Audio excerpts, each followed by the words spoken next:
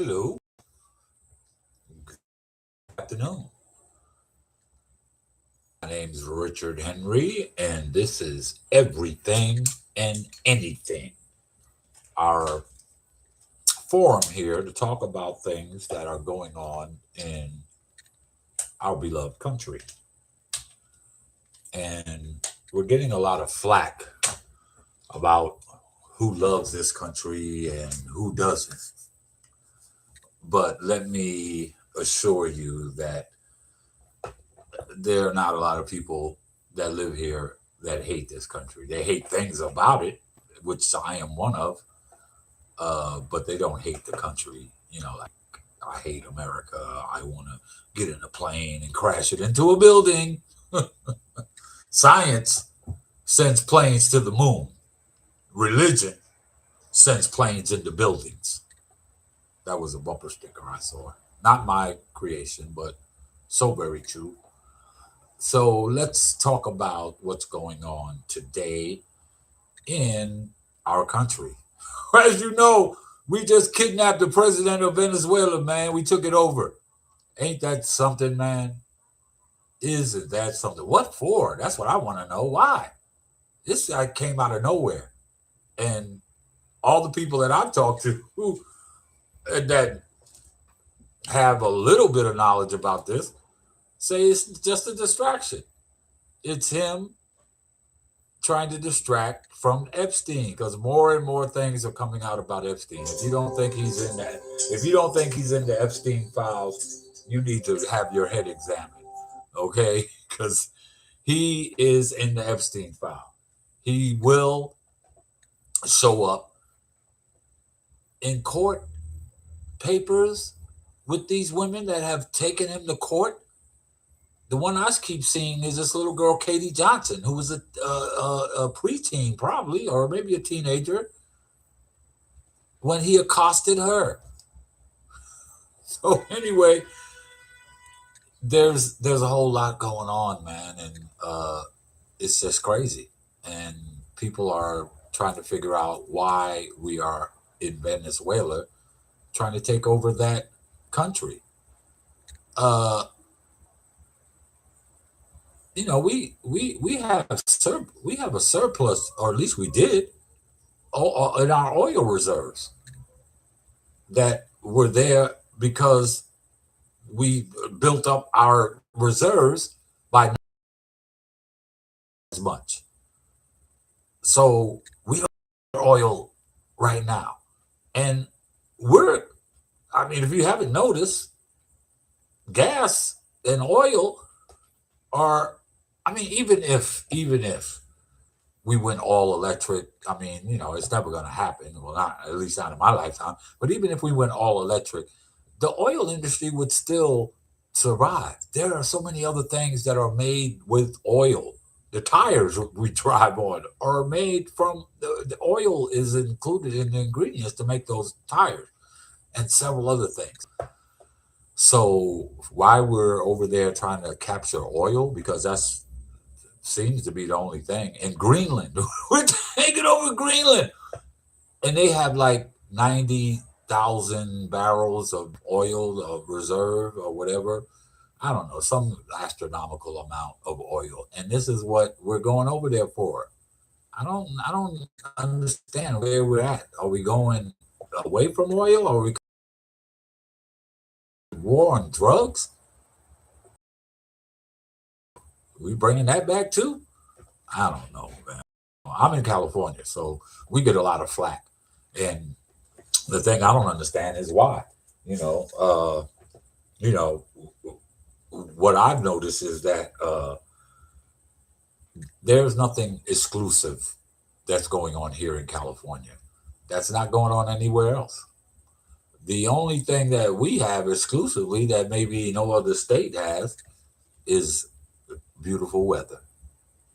That's it. Anything that you name that's going on in California, I can bet you that other cities in this country are experiencing the same thing.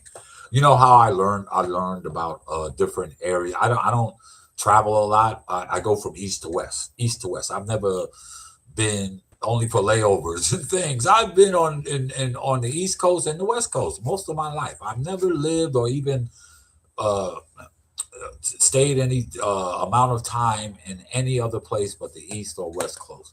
But I learned about this country, and you know where I learned about this country? Which I mean, I during the pandemic we all picked up certain things that we had to do to keep ourselves sane. Basically, I'm an introvert, so it didn't really bother me as much. But what I did pick up during the pandemic was I got hooked on these what I call them murder shows. I call them murder shows. Dateline, Snapped, murder tapes, body cam. I I recorded every last one of those season seasons. Start from the beginning. True crime podcasts. Black Girls That Kill. That's a very popular podcast. Bailey Sarian, her podcast, Makeup Monday and Murder or something like that. I forgot, but and these shows. Does anybody remember a show that Paul Winfield, a renowned black actor, great voice, he was the narrator for one of the first murder shows that we, as television watchers, watched. And do you remember what the name of that show was? City Confidential. It's hard to find it, even on YouTube. This show would go to different cities about crime, but it would give you a synopsis of what that city was about. And a lot of these, what I call murder shows that I used to watch, endlessly, just craving, they all I mean, most of them will tell you about these places where these murders happen. And what I learned from the experience, what I learned from that, from watching those shows, was that there are problems that are exclusive to major cities in this country. Not saying I don't want to say exclusive, that are prevalent in major cities, and there are problems that are prevalent in in rural America. For instance, every major city is experiencing homelessness, and here it's probably worse. And everybody say, yeah, why California got all those homeless people? Duh, it doesn't get under 50 degrees here. Right now it's raining, and people will tell you it's a miserable day, but it's about 50 degrees and it's sprinkling. So, would you rather be homeless here or in New York or Chicago or Detroit? That's why we got so many homeless people. And there's plenty of beaches out here. Venice Beach used to be littered with homeless people. I'm not sure what's going on there now. If you want to find out about these different areas in L.A., there's a guy called German in Venice. Okay, a little pudgy guy. He's a German, but he goes around different cities in Los Angeles. He's been to Venice. He goes to Hollywood. During the pandemic, he was up there during the fires filming, and he'll tell you about these different neighborhoods. So if you really want to know what goes on in different neighborhoods in LA, hook up German in Venice. He's pretty good. He's a movie guy, so he likes a lot of the movie stuff, which I don't really care for too much. But he's good at telling you what's going on in LA. So yeah, LA is experiencing homelessness just like every other major city. I was reading an article, and the headline was saying, I'm done. It's too much. I'm out of here." And it showed like a person laying below a bus bench, a homeless person. So I said, "Wow." I said, "What is this about?" Not really knowing, but I read the article, and it turns out that this person was fed up with the homeless situation in Seattle, Portland. In Portland, Seattle, Portland, Seattle. I don't even know my geography. Portland, Oregon, and in the city of Seattle. This is where this story originated. And the person was saying, I'm leaving Seattle because of the homeless situation. I'm like, Seattle? Really? Oregon? So when I hear that, I know, man, imagine what it's like other places because we don't associate those, we only associate homelessness with these so called inner city cities and states, California, LA's, San Francisco. They don't even include San Diego because San Diego is like a suburb. It's always LA and San Francisco because we got more of a population in those two cities than there is in San Diego, and it's a lot nicer. I'm not gonna lie, it's not nicer in San Diego, and it probably costs a lot more in San Diego. But yeah, major cities are all experiencing homelessness, and the inner cities are all hooked on meth. No, I can't say that. Some of them. But in my experiences, that's what's going on. I saw one show where the sheriff chronicled a 19-year-old girl who got strung out on meth, and he arrested her about 7 times, and each time he took the mugshot, she looked older and older, and by the 7th time he arrested her, she looked like she was 90 something years old. Pock marks all on her face. Oh, it was sad. It was really sad. And that's what's happening a lot in rural America. Not saying they're not here in the inner city. Oh, yeah. Drugs are here in the inner city. And drugs are going to be here forever. So we might as well give that war up, you know. But middle America is experiencing things too. And if you really want to break it down and get down to the nitty gritty of it, is that they have to keep us addicted to something. Okay. I'm sure way back in early America, the radio may have been addicting when we first discovered that we could listen to drama, music, and stuff on the radio. I remember hearing stories of the whole family crowding around a radio. Can you imagine kids today being told to do that? Wow. But I'm pretty sure people were addicted to the radio. Then comes along the television. Ooh, I was addicted to that. Still am.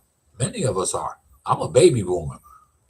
We're a main problem in this country. Baby boomers right now because we're the oldest generation.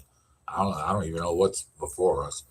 But there was TV and radio, and we got addicted to television. And I remember parents telling us, my parents, along with other kids' parents, you guys need to stop listening to that music. And I'm talking about, oh my God, I'm talking about the Beatles and the Rolling Stones. They were telling us, you guys need to stop listening to that music. It's going to corrupt you. And we was like, what? Are you serious? But guess what? It did. They weren't lying. And it corrupted us. And it still is today, especially when they began letting you curse on these tracks. When you use any kind of language you want on these tracks and talk about anybody you want. There's no rails no more. There's no rails. Everybody can just do what they want. So that's part of the problem, that we are allowing just anything to go over our airways. But we can't sit here and blame it on any one person or one entity. I think it started in the 70s when we went to Vietnam. I think Vietnam is what tore this country apart because most of the guys came back from there were all messed up. They were strung out on heroin, and they came back in the late 70s. And then what hit the streets in the 80s that got us addicted? Maybe not too many white kids or people, but plenty of neighborhood, ghetto people got hooked on crack. And then there's another 10, 20 years. About 10 years in, they figured that a lot of white people were getting into it. So now we have to do something. But as long as it stayed in the black and brown neighborhoods, it wasn't too much of a problem. So, the drugs are never going to leave this country. So I don't even know why. And it's prevalent in the way we've just legalized marijuana. I'm sure they're never going to legalize cocaine or heroin, but you're never going to stop them either. So why are you throwing all this money into something that you can't win? You can't win that. So, it's futile to even try. So we here in California, we've been getting bad press because we're supposed to be corrupt. Well, it depends on who you listen to. You know, we all know where the lies are coming from.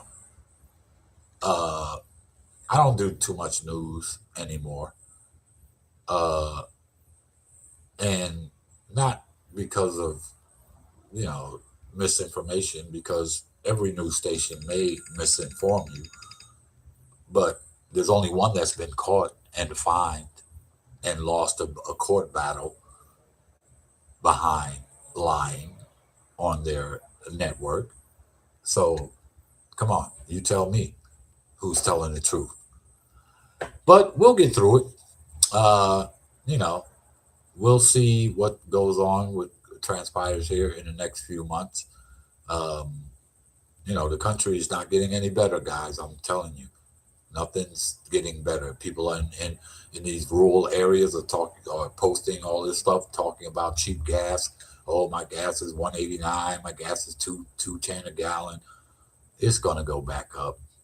And what you really should be concerned with is your quality of life.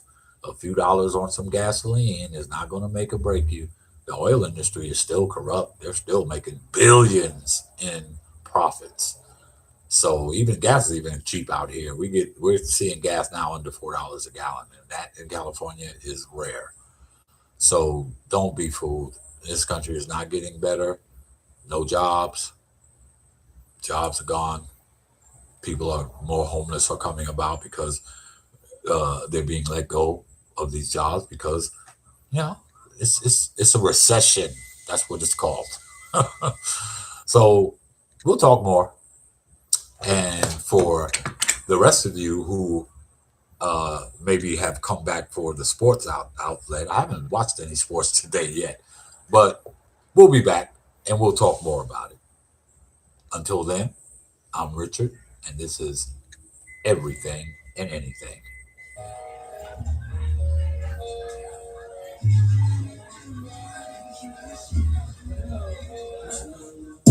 Things don't I